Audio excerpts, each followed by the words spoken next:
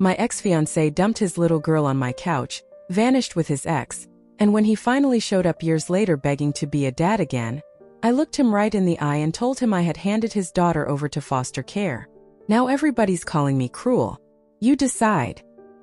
He left me with his daughter and disappeared. Almost 3 years ago, my ex-fiancé Brandon, then 31, walked out of our little rental house in Columbus, Ohio, handed me his 7-year-old daughter, and never came back. At the time I was 29. We had been together a little over 4 years and living together for about a year. A week and a half before he left, he'd gotten down on one knee in our tiny living room and asked me to marry him. I thought my life was finally settling into something solid. He told me he was going out of state for a short work assignment and asked if I could watch his daughter Lily for just a couple days. That did not sound like a big deal. I already helped a lot with her anyway, and I knew if we were going to build a life together, I had to be comfortable caring for her on my own sometimes. Lily has special needs. She is not easy, but she is sweet, funny, and honestly I loved that kid. So I said sure. We waved him off in the driveway, and I thought I'd be picking him up from the airport in 48 hours. 3 days went by. No call. No text. First, I just figured he was slammed with work. Then 4 days. 5. A full week passed and my stomach dropped. Something was wrong. I started calling his family. No answer. Texts would not deliver. Then I realized they had blocked me. I tried his closest friends, same thing. Blocked. His social media? Everything gone. His profiles were deleted and, as I later figured out, I was blocked from every direction. That is when the panic really kicked in. I called his office, ready to chew him out for ignoring me. The woman in human resources said, "Brandon? He resigned almost 2 months ago. We have not heard from him since." That was the moment my brain finally clicked. He was not coming back. But I still had his little girl sitting cross-legged on my living room floor watching cartoons, asking when Daddy was coming home. I tore our bedroom apart one afternoon, looking for anything that might tell me where he went. I checked drawers, closet shelves, the back of the nightstand. Finally, I lifted up his side of the mattress and found a folded note taped to the wood slats. It was a letter to me. In it, he said our whole relationship had been a mistake and that he had been sleeping with his ex, Kayla, on and off pretty much the entire time we had been together. The only reason he proposed to me at all was because he thought committing to me would force him to finally stop going back to her. But after he proposed, Kayla found out. And instead of backing off, she turned around and asked him to marry her. They decided they were meant to be. That this town was toxic for them, and they were going to run away and start over somewhere new. He wrote that he was sorry for how it had to happen, but he needed to live his own life now. And then came the part that still makes me physically sick to think about. He called Lily a useless load, a burden, dead weight that would drag them down. He said he and Kayla could not deal with her anymore, so they were leaving her behind with me. I could adopt her or put her wherever I wanted. They were done being parents. He begged me not to try and find them. I remember just sitting on the bedroom floor with that letter in my hands, feeling like somebody had knocked all the air out of my lungs. But the messed up part is I did not even have time to fall apart properly, because there was a child in the next room who still needed dinner and meds and a bedtime routine. I did what I thought was the only responsible thing. I called Child Protective Services. I told them exactly what happened, showed them the letter, explained that Lily had been abandoned. I made it clear I loved her, but I was not prepared to suddenly become a single mother overnight. I had agreed to be a stepmom with her dad beside me, not to raise her alone while her parents played house somewhere else. CPS got involved. They contacted Brandon's parents first. Funny thing, they would not answer my calls, but when CPS reached out, they picked up. They were forced to step in, but they made it crystal clear they did not want the responsibility either. They complained about how difficult Lily was and that they were too old to handle her. So then CPS went to Kayla's parents. They had never liked Brandon, but once they saw what was happening and how badly Lily needed someone stable, they took her in. She has been living with them ever since. For a few months after she moved out of my house, CPS and the court system tried to track down Brandon and Kayla, but it was not a high priority case. They had left the state, probably under new contact information, and eventually the search just fizzled out. About a year after they disappeared, The court terminated Brandon and Kayla's parental rights. Kayla's parents became Lily's legal guardians. I still talk to them, and I know Lily is safe and loved, which is all I ever wanted for her. Emotionally, though, that whole period wrecked me. I had to grieve a relationship, a life I thought I was building, and a little version of our family that never actually existed. I developed some seriously deep trust issues. Fast forward almost 3 years. I am still in the same little house doing better than I ever thought I would, slowly picking my life back up. I am not over what happened, but I am not crying every day either. Then about a week ago there was a knock at my door. I opened it and there they were, Brandon and Kayla, on my front porch. After almost 3 years of radio silence. Part 2. We're ready to be parents now. I let them talk because honestly I wanted to hear what they could possibly have to say to me after all this time. They started crying almost immediately. Kayla said they had messed up worse than they ever imagined. Brandon said they were so sorry that they had been immature and selfish, but now they had grown and decided they were finally ready to be parents. Then they told me why they were really there. They wanted Lily back. They said they knew what they did was horrible, but they wanted a second chance. They had the nerve to tell me they would make it up to me. They were prepared to write me a check for whatever amount. I wanted if I would just help them get their daughter back. Like Lily was some used car they could buy out of my driveway. Something inside me snapped at that point. The fact that they believed they could just stroll back into town with an apology and a checkbook like this was some kind of customer service issue, it made my blood boil. So I lied. I looked them dead in the eye and said, "You are way too late. I turned her over to foster care right after you dumped her on me. I have no idea where she is now. And as far as I am concerned, you do not have a daughter anymore." Then I shut the door in their faces. I could still hear them sobbing and begging on the front steps while I locked every deadbolt. After they finally left, I called Kayla's parents to let them know that their lovely daughter and Brandon were back in town. Later that night, I told my own parents what had happened and what I had told them. I expected my parents to be angry with them. Instead, they turned it on me. They said what Brandon and Kayla did was awful, sure, but lying about Lily being in foster care was twisted. They insisted I had no reason to say something that cruel, and that I should tell Brandon and Kayla the truth so they could decide what they want to do. I told them absolutely not. We ended up in a pretty heated argument. My parents know exactly what I went through when Brandon disappeared. And yet they acted like my one lie was the real crime here. They think I crossed a line. I think I finally drew one. So here I am asking myself, and now you. Did I go too far telling them their daughter was lost in the system? Edit. The backstory you need to know. I realized I left out some important context that might change the way people look at this. Brandon and Kayla met in college. They fell hard for each other, and she got pregnant at 22. They were both in their last year. Brandon proposed, they made big plans, and they were supposed to get married after graduation. Kayla's parents were totally against it. They did not like Brandon at all.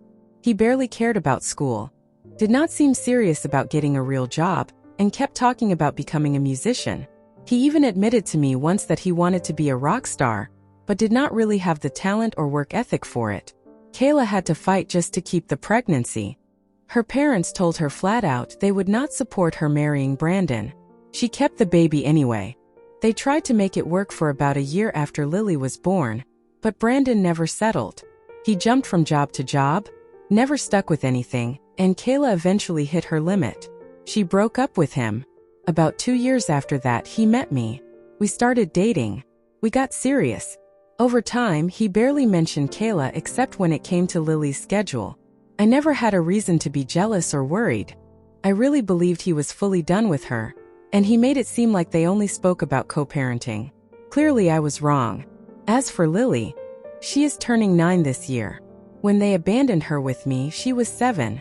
I had known her since she was around 4, and we did have a real bond. That is why I stayed in her life. I could not just walk away from that little girl because of what her parents did. So yes, I lied to Brandon and Kayla, but I have never lied to Lily, and I have never stopped caring about her. You were too cruel. It has been a few days since that first confrontation, and my parents and I still are not speaking. They keep saying what I did was extremely cruel and totally unnecessary. I keep thinking about what Brandon and Kayla did to me, and to their own child almost 3 years ago and wondering how they somehow got a softer judgment than I did. If my parents cannot see my side by now, I am done trying to convince them. I already said what I said. I cannot take it back, and honestly I do not want to. Earlier today, Kayla's parents called me. They told me Kayla had sent them this long email asking for forgiveness and begging them to help her track down her daughter. She was acting like she was the one hunting for a missing child instead of the person who walked away from her. Kayla's parents have no intention of responding. Legally, Lily is their daughter now. They do not owe Brandon and Kayla anything, least of all information. And honestly, I agree. The three of us remember very clearly what it took to help a 6-going-on-7-year-old little girl, except that her parents were probably never coming back.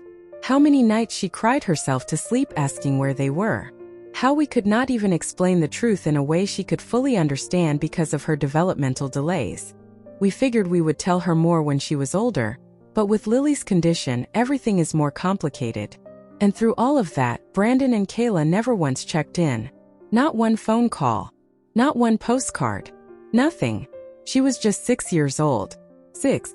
I honestly cannot wrap my head around what kind of person looks at their disabled 6-year-old child and decides she is too much of a burden to keep. So now they show back up years later because their conscience suddenly kicked in or life got inconvenient, and they want their daughter back? I do not think so. Kayla's parents always had a bad feeling about Brandon. Turns out they were right. He and Kayla truly deserve each other. People who think I should show them kindness, I do not know what to tell you. They should be grateful law enforcement did not push harder to find them back when they first ran off, because if they had, I would have sued them. That chance is gone, but I am not done making sure they feel the weight of what they did, even if it is just emotionally. No amount of money can fix what they did to me, but at least Lily is young. With time, maybe she can heal in ways I cannot. I had built a whole future in my head with Brandon. After he left, I could not trust anyone. I tried dating again over the last year, went on a few dates, but I always pulled back. It never went anywhere. My parents know all of this. They know how broken I was and how hard it has been putting myself back together. And they still chose to call me cruel, then refused to talk to me. I am their only child, and they are acting like I am the villain in this story. Right now, I just feel disappointed and tired. I am not reaching out first. If they want a relationship, they can come to me and meet me where I am. For now, I am grateful for this anonymous space to talk, because I have not even told my close friends the whole thing yet. It feels too personal, and after my parents' reaction, I honestly do not know how other people will take it. I do not need extra drama on top of everything else. Update 2, she showed up at their house. A couple more days passed, and since Kayla's email got ignored, she decided to do something even more dramatic. She showed up at her parents' house. She went alone, Brandon was not with her. After she left, her parents called me to tell me what happened. When she knocked, they cracked the door but refused to let her in. They told her they wanted nothing to do with her. If she was there asking about her daughter, she was going to be disappointed, because as far as anyone knew, Lily was not with them. Luckily, Lily was in her room taking a nap at that exact moment, so there was no risk of her catching any of this. Kayla started crying and begging on the porch. She kept insisting she knew her daughter was inside and that we were all lying to her. She said she understood she had messed up, but as a mother, she had the right to see her child. She accused her parents of being cruel for shutting her out. They argued through the door. When her parents shut it fully, Kayla started pounding on it and yelling, but somehow Lily slept right through it, thank God, because that would have been traumatizing for her. Eventually, Kayla's parents told her they were calling the police. That finally got her to leave. They called me afterward to give me a heads up in case Brandon or Kayla decided to swing by my place next and try to guilt me into helping them. They already knew their daughter can get manipulative when she wants something. I told them flat out I would not be entertaining any more surprise visits. If they show up again, I am calling the cops immediately. In my opinion, there is a decent chance Brandon's parents had a hand in all of this. They were not involved much in the guardianship process, but they probably heard enough from CPS to guess that Lily ended up with Kayla's parents. And honestly, I would not be shocked if they have been in contact with Brandon this whole time. All of them, Brandon, Kayla, his parents, are just failing at being decent human beings. They deserve each other. They should all stay in their little bubble and leave the rest of us alone. As for why they are suddenly so desperate to get Lily back, I have my suspicions. Part of me wonders if they struggled to have another baby and are now looking backward instead of forward. I have heard stories like that before, and given how selfish they have already proven themselves to be, I would not put it past them. I am not saying that is definitely what is going on, but I seriously doubt this is about pure selfless guilt and motherly love. If they had any conscience, they would not have abandoned her in the first place. The whole situation has brought a lot of old feelings roaring back. For a long time, Kayla's parents and I barely mentioned Brandon or Kayla. They were just gone. We focused on Lily. Now I feel like I am drowning in memories again. All that healing I have been working on for almost 3 years suddenly feels shaky. And this time my parents, who were there for me in the beginning, are not even talking to me. Still, they have not reached out at all. I do not know what it is going to take for them to admit that maybe, just maybe, Brandon and Kayla deserve the brick wall they are running into right now. At this point, even if my parents do apologize, it will not be enough. They will have to show me they are sorry before I even consider letting them back in. I do not have room in my life for people who can look at what I went through and still choose to defend the people who caused it. This is karma. Just like Kayla's parents predicted, a couple of days after she showed up at their house, Brandon showed up at mine. I do not know why these two keep thinking I will suddenly turn into their personal savior. Maybe they think guilt and tears and tragic stories will wear me down. He came alone this time. No, Kayla. I am sure that was intentional, like they were trying to make it seem less intense, less confrontational. Maybe they thought he would have a better shot of getting me to feel sorry for him solo. As soon as I opened the door enough to see his face, I told him he needed to leave or I was calling the police. No small talk. No, how are you? He started crying right away. He said he knew he had messed up, that he had lost everything that mattered, that karma had finally caught up to them. Then he dropped a new piece of information. Apparently, a few months ago, Kayla was diagnosed with cervical cancer. According to him, they see this as punishment for abandoning Lily and treating all of us the way they did. He said that is why they came back, to make things right, ask forgiveness, and get Lily back so they can be a family before it is too late. I am going to be honest. I do not know if the cancer story is true or not. And I do not say that lightly because I know how serious that is. But in that moment it did not matter to me. I told him straight through the crack in the door that his sob story meant nothing. I told him I have not forgotten what it felt like to be left behind, holding his daughter and that letter, trying to figure out what the hell I was supposed to do. I told him I do not need to forgive him. I do not owe him compassion. And I definitely do not owe him access to information about a child he threw away. Even if Kayla really is sick, Lily is not some emotional support animal they get to play with before the credits roll. She is a kid whose life they blew up. I reminded him that as far as he knows, I gave Lily up to foster care, and that was final. I told him he had 30 seconds to get off my porch before I dialed 911. He backed up a little and said he was leaving because he did not want to deal with police again, especially given everything that happened before. He did not go into detail, and honestly, I do not care. Before he left, he said he needed me to know that he was not lying about the cancer, that he was truly sorry for everything that happened to me, to Lily, and to Kayla's parents. He said his own parents had told him they were pretty sure Kayla's parents had adopted Lily, and that Kayla had already tried visiting them, with no luck. He said they had hoped I would feel some pity and at least help arrange one meeting between them and Lily, since Kayla's parents seemed to trust me. Now that he could see I had zero interest in helping, he said they were planning to fly back home within a week and would not bother us again. Before he walked off, he asked if I could at least tell Kayla's parents about the cancer. He said that was the last favor he would ever ask from me, and if I refused, he would accept it. Then he left. I never actually had to call the cops, and I was just left standing there holding my phone, wondering what the hell I am supposed to do with all of this information. They're gone. My parents still aren't speaking to me. By the end of the week, Brandon and Kayla were supposedly gone. No more knocks on my door. No weird cars outside. Nothing. I did tell Kayla's parents what Brandon told me about her diagnosis. They went quiet for a minute, then both of them looked heartbroken and angry at the same time. They said they were not going to reach out right now. Maybe someday when things are less raw and complicated they would consider it, But at this moment their priority is Lily, not their adult daughter who abandoned her. They also pointed out there is no actual proof, just Brandon's words. And to be really honest, my opinion of the two of them is so low that I would not put it past them to use something as serious as cancer to try to win sympathy and worm their way back into our lives. So for now, life is mostly going back to normal. With one big exception, my parents are still not speaking to me. At this point, I am trying to accept that this might be a long-term thing. Maybe permanent. Luckily, I finally opened up to a few close friends and told them everything. Every single one of them is on my side. They are furious at my parents for how they reacted and told me I was right to cut contact for now. So that is where I am. I am done worrying about who thinks I was too harsh. Brandon and Kayla abandoned their child and me. They left us bleeding and never looked back. Now that life is hitting them, they want to rewind the tape and pretend they are different people. I do not believe them. I do not trust them. And I will not help them.